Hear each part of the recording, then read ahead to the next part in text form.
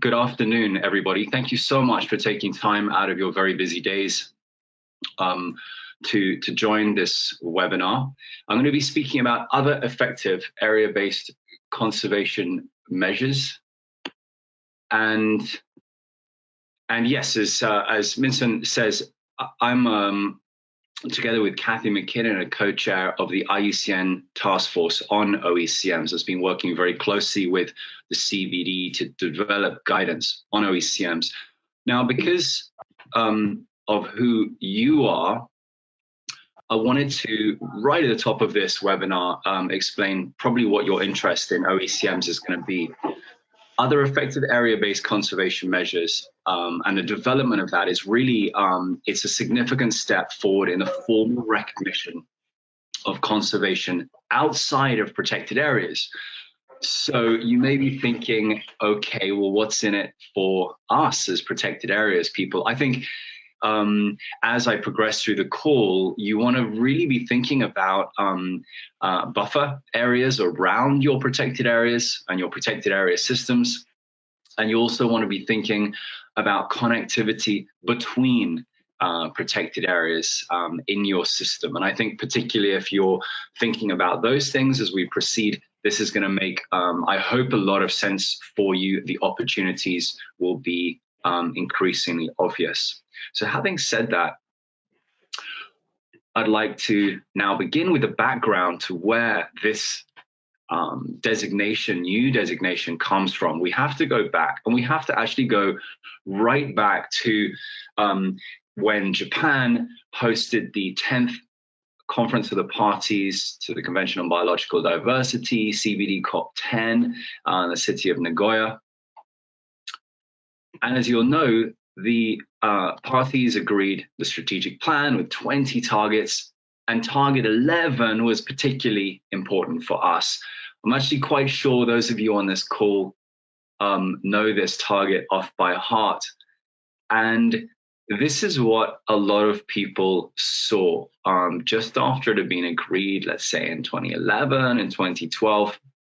What we saw was a challenge. Parties were asked by 2020 to conserve 17% of terrestrial areas, terrestrial and freshwater areas, and 10% of coastal and marine areas through protected areas. And that's what people saw, and that over the decade has stimulated countries all around the world to increase their protected area coverage. And today, we're getting very close to those totals. 15% of terrestrial of the world is covered by terrestrial protected areas, and just over 8% of the global oceans are now recognized as protected areas, which is a really incredible feat to have occurred in a relatively short amount of time.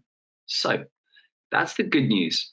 What's interesting, however, is that target 11 contained a bit more language, which started to become evident sometime after we got going. As you can see now on the screen, the call is for those 2% targets to be reached through, and then it says, well-connected systems of protected areas and other effective area-based conservation measures. So you could reach these two targets through protected areas, but you could also reach them by recognizing OECMs, other effective area-based conservation measures. The simple question then became, well, what are OECMs? Because the world at that time in the CBD did not have a definition of these areas. And so IUCN began working with the CBD Secretariat to deliver or to develop preliminary guidance on OECMs. So friends, what I want to show you in this slide is if you begin in the top left hand of your screen, what you'll see in blue are meetings of the IUCN task force.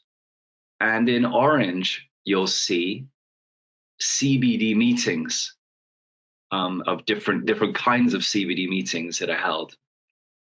Substa are the intersessional meetings, and the CBD COPs are obviously the conference of the parties. And I hope what you can see as you track from top left down and then around and keep on going to the top right hand of your screen is that IUCN, we did our work and we would come back to the CBD meeting. So we'd present our work to parties. Some of you on this call may have joined some of those meetings. We would present progress. We would ask for inputs and ideas, and we'd go back and we'd carry on our work. And there you can see we checked in at COP13. We worked on very hard.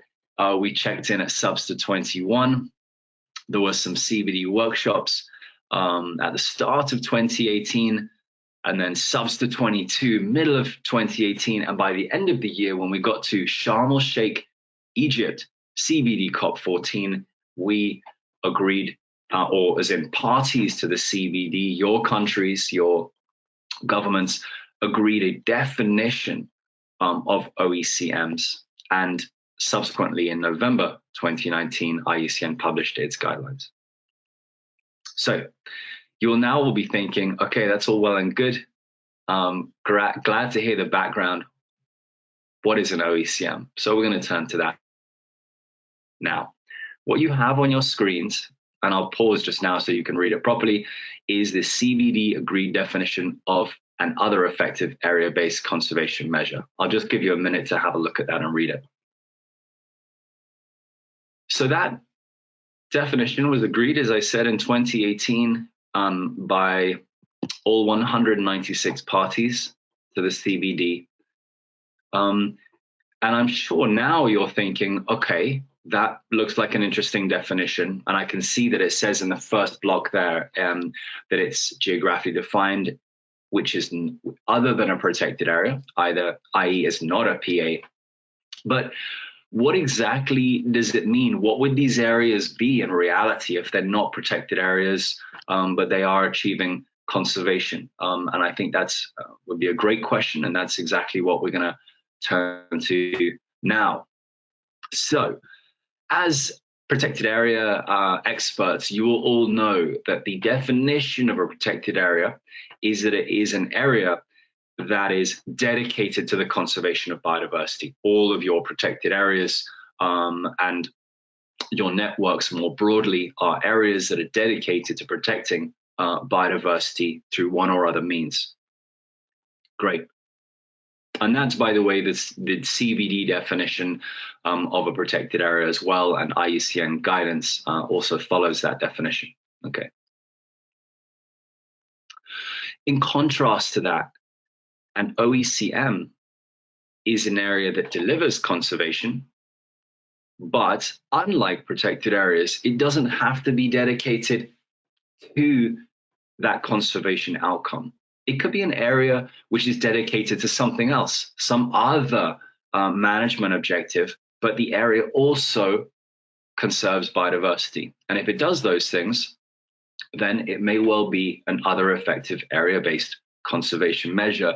And I hope as I continue talking, you start to feel that these protected areas and OECMs are different concepts, but highly complementary. What I'm going to show you now on screen is how we have kind of a spectrum of OECMs, okay, according to different approaches on the ground that I'll talk through. So the thing to underscore here is that all these areas achieve the in situ conservation of biodiversity. The spectrum is not from low levels of biodiversity conservation to higher levels of biodiversity conservation. The idea is that all of these areas are conserving biodiversity. The difference is the level of intention in those areas to conserve that biodiversity. Okay, I hope that's clear. It's something we can come back to. It's a very important point. So all of these areas are conserving biodiversity. The difference is how the managers of those areas are in their relationship with how they're intending. So let's begin, as you can see on the left-hand side, with the least intention to conserve biodiversity. We call that ancillary conservation. And these are areas that are basically no disturbance areas for some reason unrelated to the conservation of biodiversity, sacred natural sites, military areas, war graves, other kinds of no-go area or very little access area, where for some reason, if we take military areas as just one of those examples, you're not getting a lot of outsiders going into military areas. Some military areas will be used very intensively and will not be very good places for biodiversity. But there are some military areas that are actually used at a very low level and are conserving biodiversity through that lack of access to other people and through those low levels of use. And so something like that could well be another effective area-based conservation measure. And as you can see there, in a very stark way, the use, the intention, and the outcome are very separate. There's no intention to conserve biodiversity. It's delivering conservation outcomes. Okay, let's turn to a second kind of area. We're moving up the scale towards more intentionality. We call this secondary conservation. These are areas that most likely are being used for their ecosystem services. We've got a whole range of examples of these kinds of areas. So, for example, and are being used in ways that are maintaining those ecosystem functions and services and also delivering biodiversity outcomes.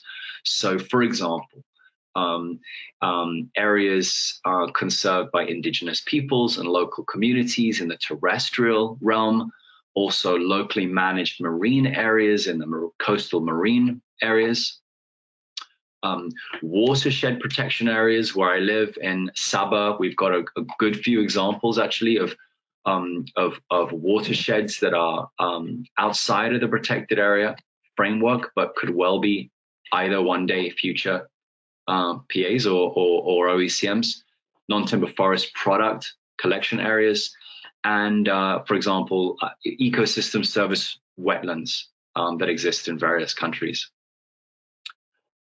So let's turn to the third area, and you can see we've moved right up into the more the higher intention to conserve biodiversity.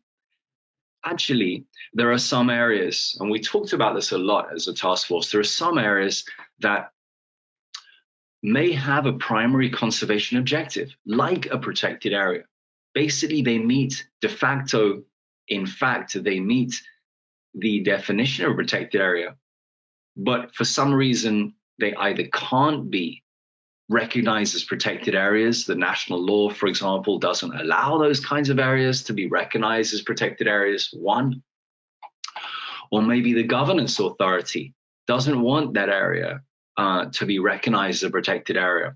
It was felt after lots of debate that those areas, even though they, in the first instance, they meet the definition of a PA, if they can't be recognized some other way as a PA, they should probably be also recognized, if appropriate, as an OECM. So you've got those three different kinds of OECMs. And then, friends, here is the protected areas group. And so you can see protected areas at the highest end of that spectrum. They're areas where there is a primary conservation objective and they're recognized as a protected area. And I hope that from all of your local, national contexts, you're now seeing how those different kinds of areas outside of your protected areas networks could come together to develop what the CBD calls for, which is this well connected system of protected areas and OECMs. Okay. OECMs can be governed by the 4 governance types, as IUCN calls them. So by government agencies, by private actors, by indigenous peoples and local communities, that's 3, but also through shared arrangements between, for example, government, private, government, IPLC, private, etc. Okay.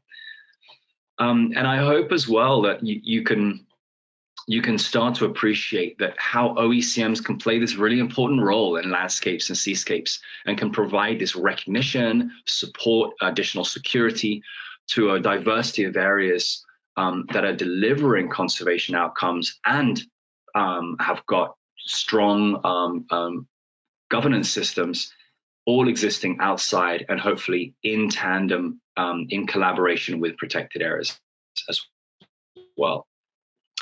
And that brings me to a really important point, because when we establish protected areas, we often have to develop the governance systems for those areas and the management plans for those areas from scratch-ish. We have to begin to develop what they're going to be, what are the aims, and then develop governance around that. With OECMs, the situation very often is going to be quite different. Those areas are going to be, they exist, and they'll have existing governance authorities, and they'll have existing approaches to management. And so we talk about designating protected areas, but we talk about recognizing OECMs, because what we're going to be doing is looking at places and landscapes and seascapes. And when we find areas that are delivering those conservation outcomes, engaging with the governance authorities to work out with them what they're doing, which is working, and how those governance authorities and their management can be better supported and recognized. So it's a slightly different exercise, and something that we'll all be working on for the next few years. And I hope that point resonates with you. It's a slightly different exercise, and as a result, when engaging governance authorities, we're going to have to do so sensitively and thoughtfully as well. Okay.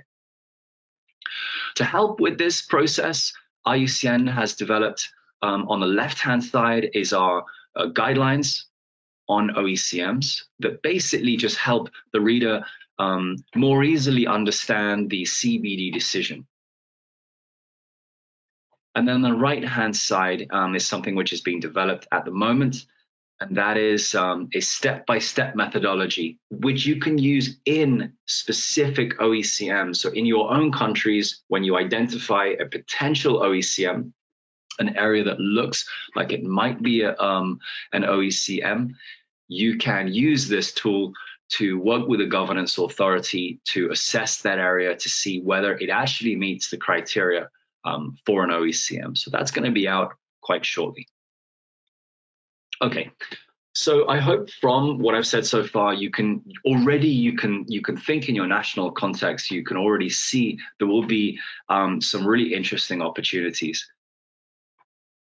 Let's actually go right back to Target 11, because Target 11, again, a lot of people now has still been focusing on the percentage targets, on protected areas, and increasingly on OECMs, reaching those targets. But there are a lot of other words in there, and they're very important words. They're the qualitative aspects of Target 11. So let's have a look at those.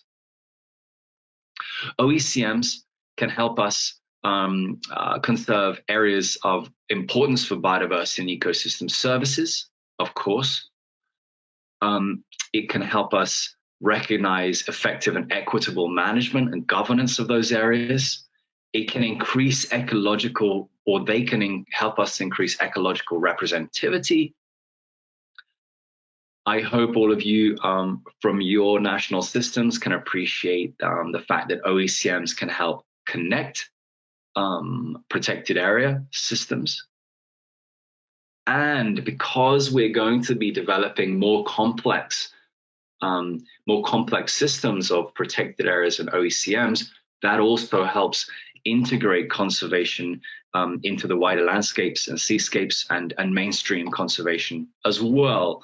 I'll come to that in a second. Okay, so what are these opportunities and what are these values?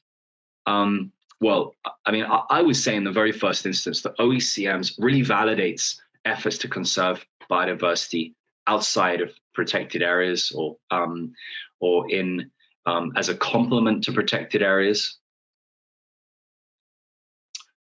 OECM provides official recognition for the governance authorities and their management regimes in these areas. And why is that important? Well, again, depending on the area, but it might enhance the security of the area. It might enable more appropriate support for those areas as well. I think I'm a lawyer, I have to say. And so from my perspective, I've always been thinking about this. I know a lot of protected area laws and policies. Obviously, we don't have so many that have been developed for OECMs yet. So I think there's a really interesting opportunity to think about, legal reforms, policy reforms that may support these networks of protected and conserved areas, or protected areas and OECMs. To enhance those existing approaches. Again, something I think is going to be really important here. It may also lead to sectoral practices being improved. Fishery areas, some fishery areas could well qualify as OECMs. Some areas owned by agricultural companies or used as agricultural areas by indigenous peoples or local communities could also qualify. And so then the question is, in those kind of areas, how could they meet the criteria for OECMs? And as well, I think there's a lot of interest for cross-sharing of lessons from protected areas to OECMs, perhaps back again as well. So something for us to all think about. But friends, and here's the kind of the punchline to this section, that none of these opportunities are guaranteed. It's going to take a lot of work by all of us on this call and many, many others as well to think about how to leverage these opportunities and how we can then realize those opportunities as well. So I'm now into my last set of points. Thank you so much for listening this far. So how might we move forwards? How do we begin these processes in our countries? This is just some ideas of mine, and I hope that in the discussion we may be able to get into discussing some of these steps forwards. Okay, so one of the first things we could do very usefully would be to translate the IUCN guidelines into your national languages to increase that document's accessibility. Of course, the step-by-step site level methodology as well when it's ready. I can envisage needing to hold ministerial or departmental meetings, as in within your own ministries or your own departments, to start to discuss opportunities offered by OECMs. You then may want to engage other related agencies to run similar processes. This will cut across forest departments, it'll cut across water, irrigation departments, and a whole range of others as well. So I can imagine needing some multi-governmental level processes, as well as multi-stakeholder processes to include the private sector in these discussions, to include indigenous peoples and local communities in these discussions going forwards as well. There may well need to be processes, particularly in your context, to think about focusing on landowners, whoever they may be, private, indigenous, local community, other, who are landowners in areas adjacent to protected areas and buffer zones, etc., about whether any of them are actually governing potential OECMs. And then we also need to then work towards one fine day national level assessments to identify potential OECMs at the highest level and go from there. So friends, I want to thank you very, very much. If you'd like to follow up, please be in touch and we can go from there. Thank you.